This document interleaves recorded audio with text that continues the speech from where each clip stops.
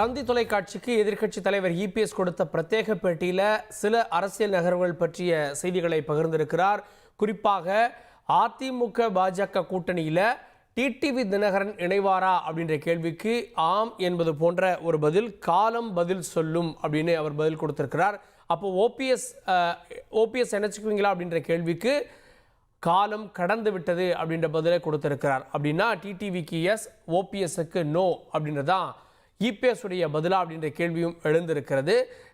இந்த பிரத்யேக பேட்டியினுடைய இந்த முக்கிய செய்திகள் அடங்கிய இந்த பேட்டியினுடைய சிறு பகுதி இப்போது வர இருக்கிறது. அதில் திரு இபிஎஸ் அவர்கள் கூறியது என்ன பார்க்கலாம்.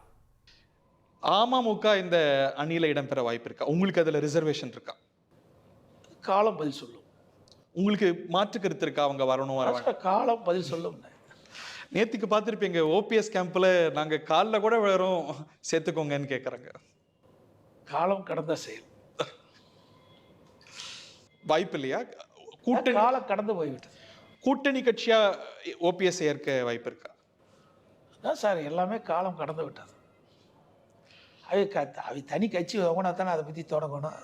கட்சி என்ன எங்கள் கட்சி எதிர்த்துட்டு தான் இருக்கிறாங்க. அனைத்து இந்திய அண்ணா திராவிட முன்னேற்ற கழக கட்சின்றது வடிவம் பெற்று விட்டது. அதை எதிர்த்து தான் நம்ம குரல்